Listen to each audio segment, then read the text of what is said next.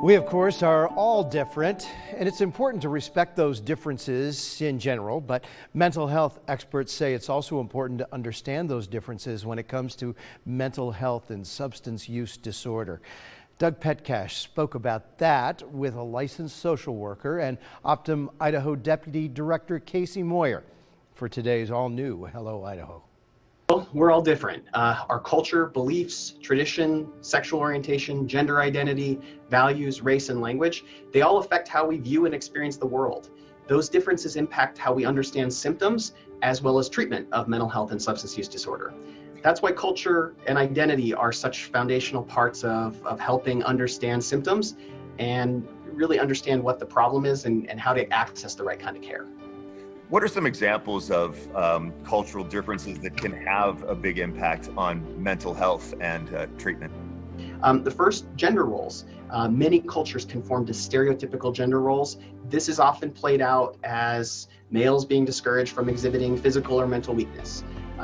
Extensive public health campaigns, many of which Optum has been a part of, has really sought to encourage more men to seek medical help as well as express feelings and vulnerability, but it's still an uphill battle. Another example is different attitudes towards medicine and treatment.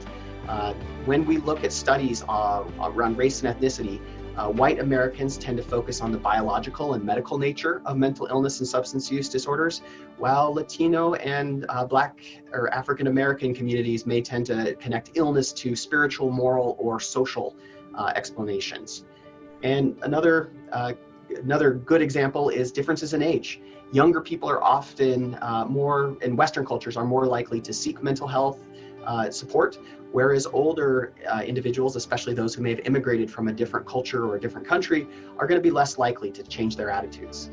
Remember, culture has a big impact on our identity, and these are just a few broad examples of how that can play out. So what are mental health providers doing to overcome these cultural barriers to treatment? Well, first, clinicians start with a self-assessment on how their own attitudes, socialization, and beliefs can influence their perceptions and interactions with individuals who are ethnically, socially, and culturally different from them.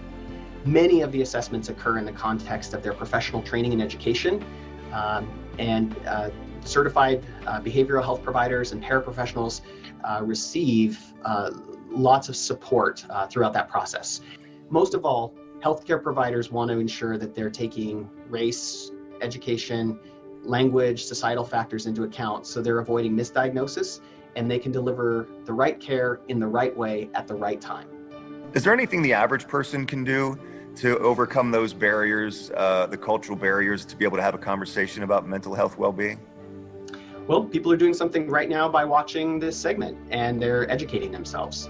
As a behavioral health profession, we know that it takes people from all walks of life in every community to help solve the issues of behavioral health equity and overcome cultural barriers in treatment. It involves addressing social determinants, that's things like employment, housing stability, health insurance, proximity to services, cultural responsiveness. All of those have an impact on behavioral health outcomes. He also says the Federal Substance Abuse and Mental Health Services Administration has a lot of data and resources to help folks understand and address health equity. We have a link to this story on our website at ktvb.com. And as always, for more information on mental health issues, check out the Hello Idaho tab on our website as well. All right, checking outside, we talked about that inversion that kind of